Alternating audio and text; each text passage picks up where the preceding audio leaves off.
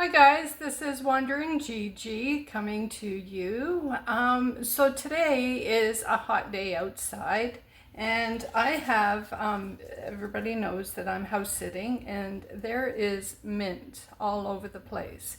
And I actually like a little bit of sweet and hot together. So I am making some hot mint jelly. It's not for everybody. A lot of people don't like mint, but I personally do. Um, I've even eaten them, like eaten the jelly with my omelet in the morning. You can put it on sandwiches, like with meat. You could eat it with chicken. Uh, actually, one of the other things that I do with it, I make a tofu. Not that I'm vegetarian, but as I've said before, sometimes I do occasionally eat vegetarian, um, eat healthy. I've always eaten healthy. I don't know if, I wouldn't say we were actually raised that way, but we were not raised with a lot of junk food. So maybe that's why. But tofu, I make a tofu. It's like they call it tofu ricotta cheese, but you can make it as a spread, and then you put the hot mint jelly on top. You can eat it with crackers as an appetizer. I've put it on sandwiches with cheese, like real cheese. And tofu is really high in protein. So just some alternatives. So I've taken the mint. I am breaking the leaves off and we'll wash them. I need 1 3/4 cup of mint, and I'm going to chop it. It's going to be going through a blender, a processor, with all the ingredients, so it's nice and mixed up. I have made a batch, but I only have 1 jar left. So it does settle to the top, and then when you open up the jar, you just give it a mix. The recipe calls for green food dye. I'm not using food dye. It's a lot of chemicals and synthetic. It's not natural. So I've even made soap. Some of you are not aware of that. Not something that I could do in my camper, but that again, if you see soap that has really bright color, it's food dye, because nothing that natural can make that color. So something to think about. Anyhow, I'm going to continue splitting the mint leaves off, and once I'm done, I'll continue.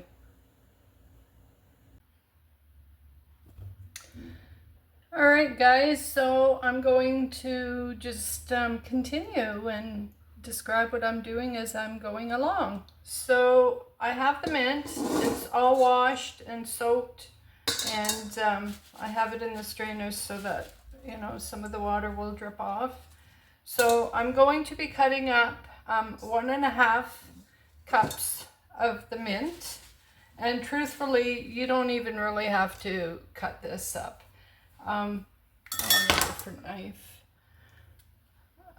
There's one particular, and I have no idea what I did with it. I'm not too sure what I did with it. Oh well. Okay, so I'm just going to chop it up. So 1 1/2 cups, and then what you do is you make like a tea. So it's 1 1/2 cups of water with 1 1/2 cups of mint, and I'm going to bring it to a boil, and I'm going to let it steep for about 30 minutes, and then you continue. So and it does not have to be exact. Even if you were to use, like 2 cups, it just means that it would have more mint flavor. And I'm not finely chopping. I'm just, the idea of chopping, to be quite honest, is to release the flavor. So you see, I'm going to press that down because it has to be packed. You want it to be packed. You want to make sure that there is, you know, a mint flavor. So if you didn't have time to do the chopping, what you could do is you could just bruise like you do kale, like use your hands, squeeze it. You could use a wooden spoon just to press it down.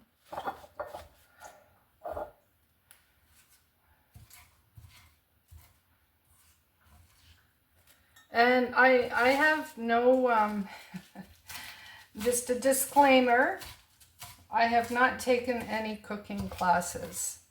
So I am not a professional chef by no means. Everything I do, it's been a learning experience. And where's my measurements? 1.5 there. So that's about 1.5. But you know what? I'm going to use a little bit more. There's tons of mint and it's starting to go to seed. And it's better to use young plants than the old ones because of bitterness. So what I should have done is I actually should have clipped some of the mint, but I didn't. All right, so I have the mint in the pot. It's all chopped up and with 1.5 cups of water, and I am going to let it boil and let it sit for about 30 minutes. With this, if you didn't have the time, again, you could let it boil and let it sit until, I don't know, an hour or two. It's just, you have to be careful because the longer you let it sit, the more flavor you will have. So it depends on how strong you want your mint.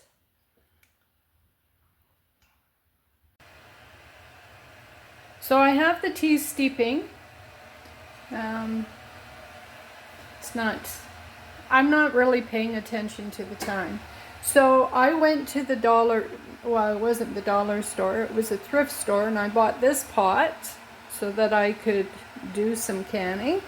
And I don't have a proper setup, so I'm using the silicone ice cube tray, which I bought at the thrift store. And I'm going to boil this water, and I'm going to sterilize my jars in this. It's actually not going to be quite a boil because we're doing a bath. So this jelly has to go into a water bath for about 5 minutes.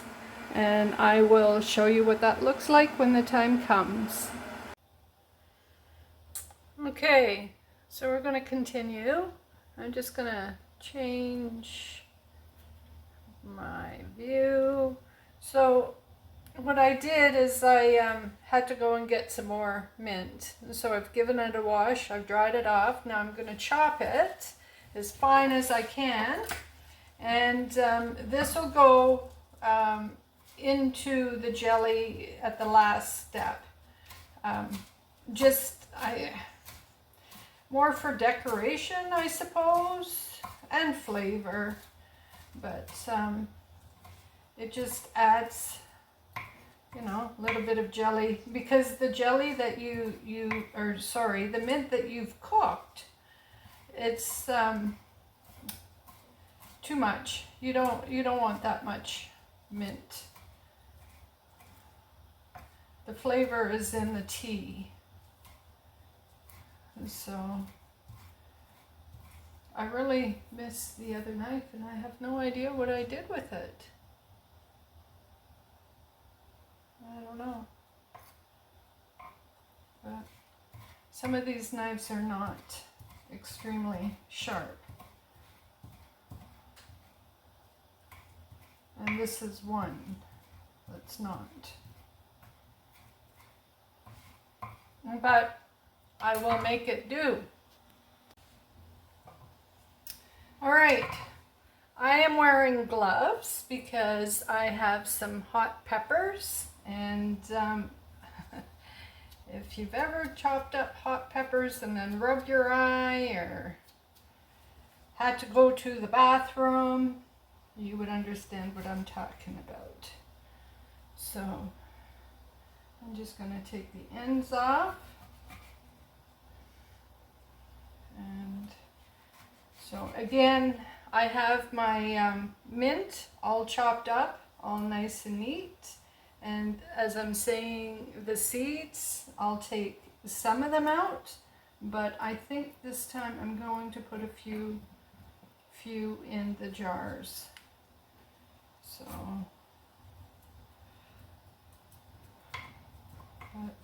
and you don't have to be precise chopping these up, because they will get boiled down, and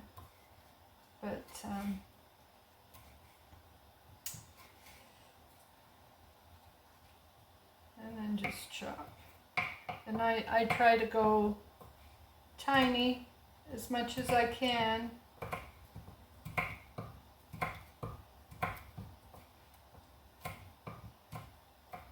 And then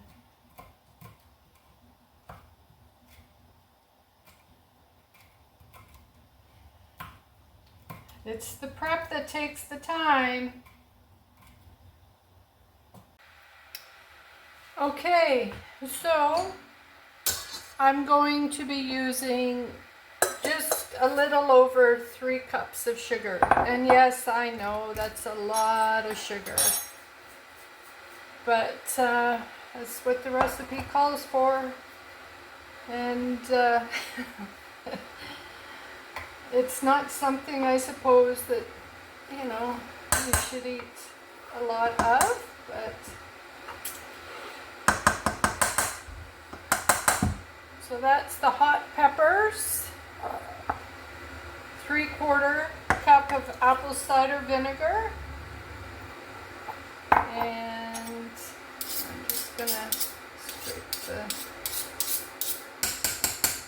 and then, as I said, I am using lime juice because this is all I have. So 2 tablespoons.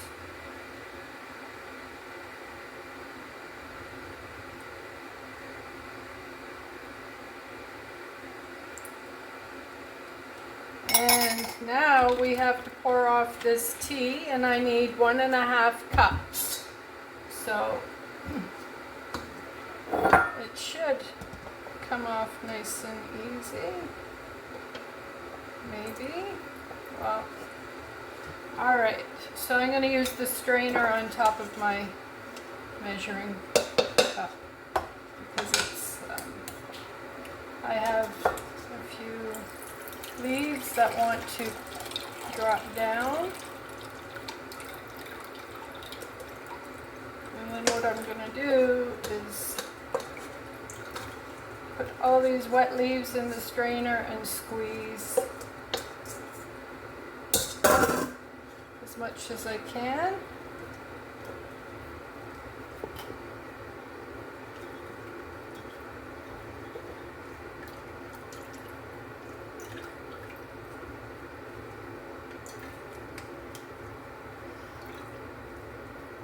I like mint tea, but I like mint. So I know that I do have a few friends I've offered this jelly to, and they look at me and they, oh, I don't like mint. But I'm British, so maybe that's why. It would be good with lamb. All right, let's see how much. I need 1½ cups. Not quite. And if I don't have enough, well, then I have to top it off with a little bit of water. Just get this last bit of wet leaves and see if I can squeeze it enough juice, but I don't think so.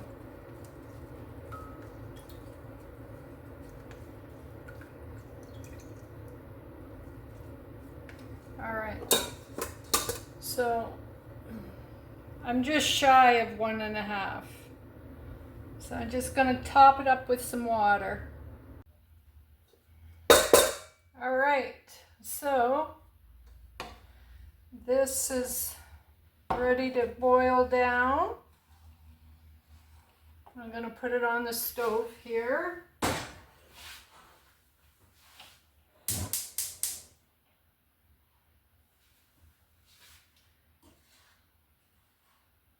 And I have a couple of leaves in here. I could go through the trouble of picking them out.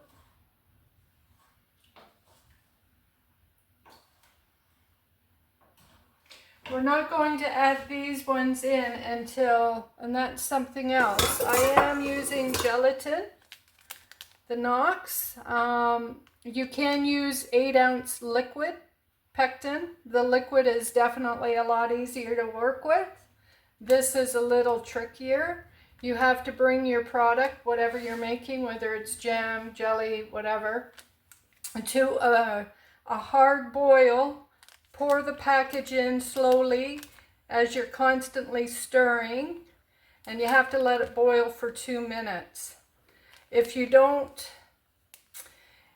pour it in too fast, it thickens, and it can make a mess of whatever you're making. This is the trickiest part. But liquid pectin, which I could not find, is definitely a lot easier because it's liquefied. This is a powder, but it does work.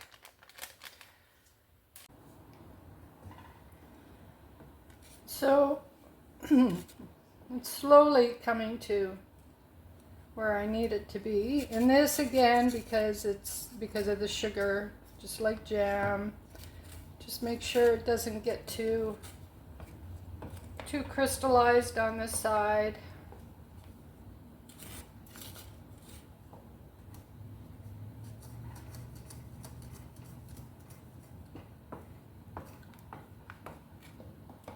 And I have the package of gelatin already open, ready to go. So the gelatin that I have, it's a little pouch that will do up to two cups of liquid.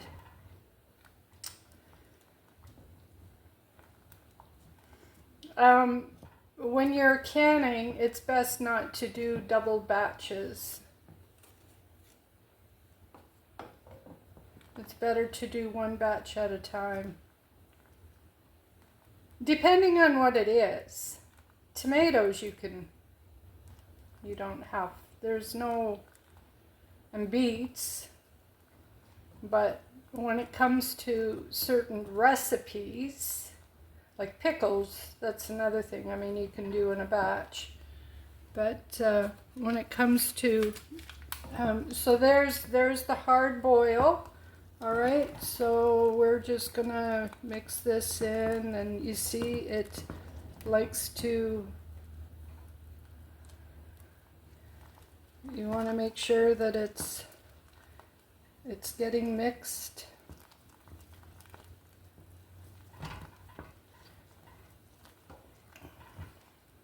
So for 2 minutes, once it's all in, oh, see, that was a bad move on my part, because this is what happens. It congeals. And then you got to move it off to the side.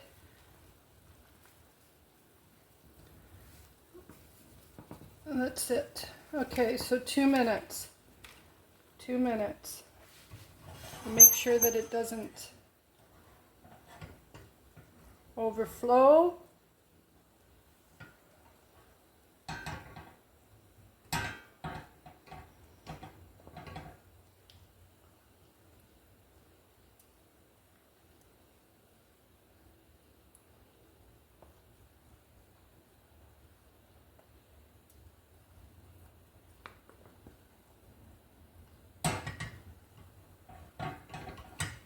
Okay, I'm going to turn that down a little. I have a clock here beside me.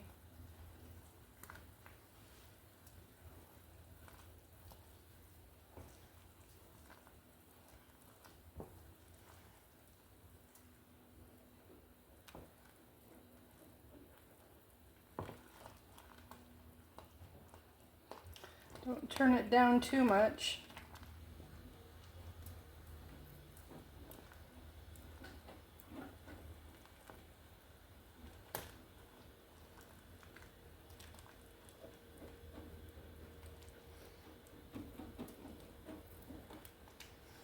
I wish I had a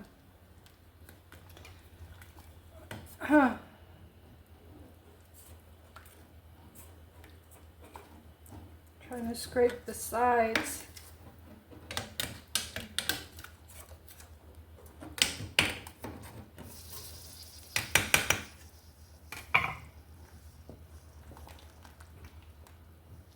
Liquid pectin is definitely a lot easier to work with. I wish I would have been able to find it. And since I bought the powder, guess what? I find liquid pectin all over the place. And you know, it's gotten very expensive. I was shocked at the price. It used to be so cheap.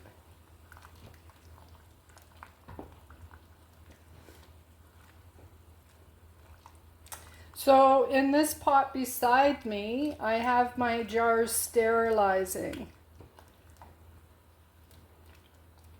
All right, so the 2 minutes are up.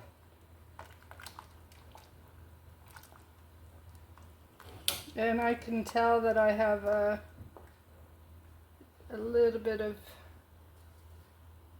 the gelatin that I'll move it off to the side and smush it. There we go. So now I'm going to add these mint leaves.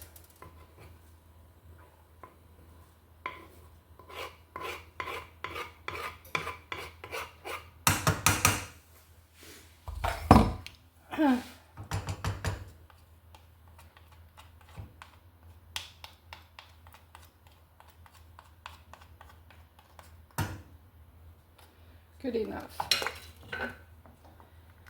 All right.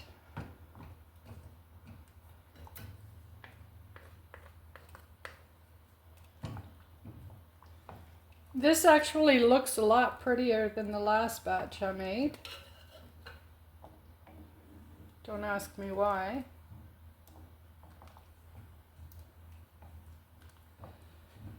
That's the fun part about cooking and canning. Every batch is different.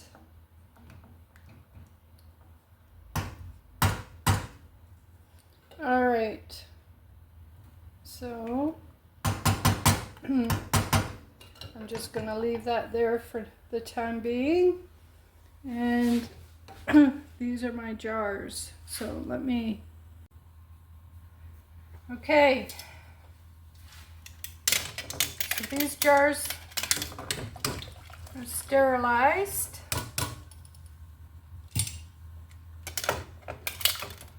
I did 4. I think last time I got 3 jars. I'm not too sure. I hope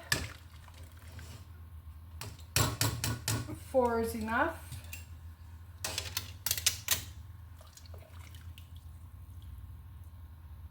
Now I am going to, before I do anything, turn this way back up because it's got to boil. All right. So I have a soup ladle. And everything should be sterilized when you're canning. So I'll just stick this in here.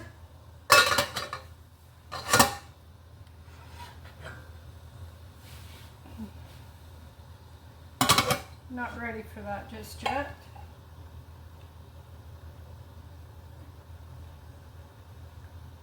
I don't even know, maybe I can try and pour. Actually, pouring is working.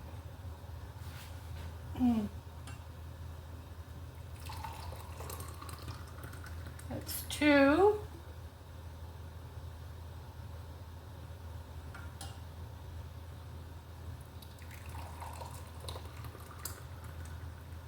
Three.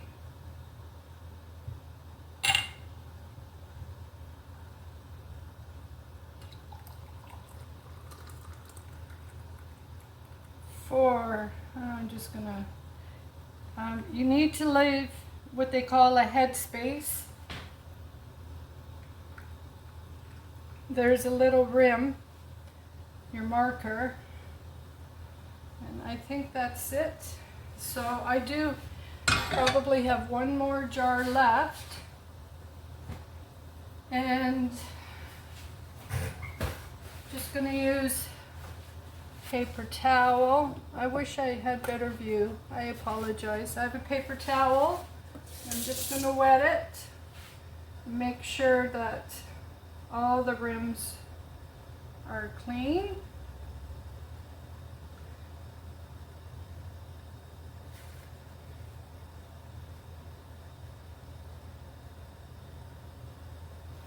And the jars are hot.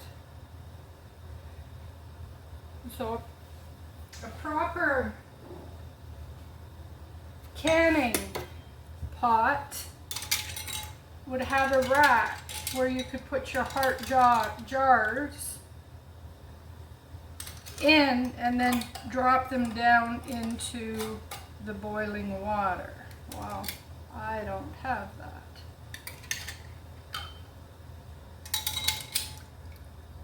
So these have to, depending on altitude, where I'm living, boil for 5 minutes.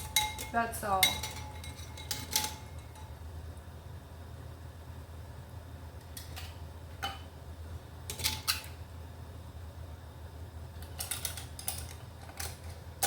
And you want your rings to be not too tight. They have to be kind of like a, I don't know. They've got to be on there, but not too tight. Let's just get rid of that bowl.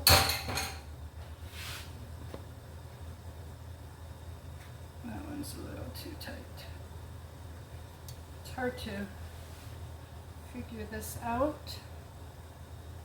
So that's what it looks like.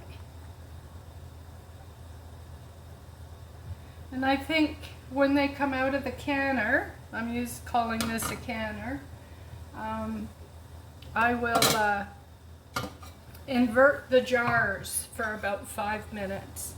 And I think that's boiling. Let's take a peek. Not quite. Okay. I am going to get one more jar, not to can, but it will be put off to the side for immediate use. Okay, so this is ready to go. So there's one jar.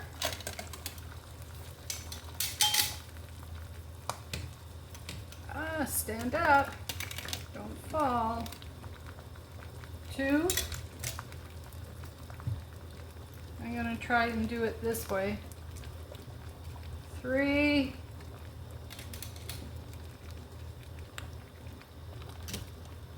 4. There we go. We'll put the timer on for 5 minutes. And we'll just let it go. So, I'll bring you back over here. So the remainder, I got 1.5. So these are like jam jars. And I'm just going to invert so that the leaves will come up to the top. And then in about 5 minutes, you invert it the other way. And so it doesn't all float to the top. But when you open up, if it does happen, all you have to do is when you open it, it's like peanut butter. You just mix it up and it's fine. All right. I'm going to put my glove on just in case. Yeah, this is definitely a lot nicer than the last batch I made. Ah, I was afraid of that. That's why I have a glove on. So I have silicone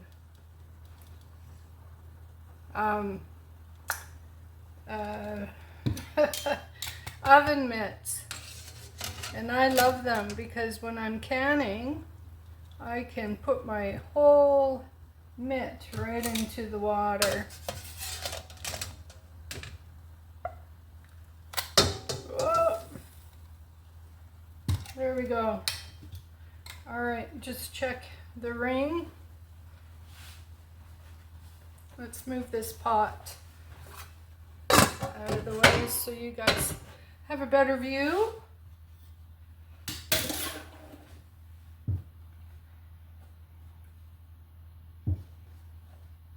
I'm just putting the rings on a little tighter, and I don't know why I took that off because I am going to invert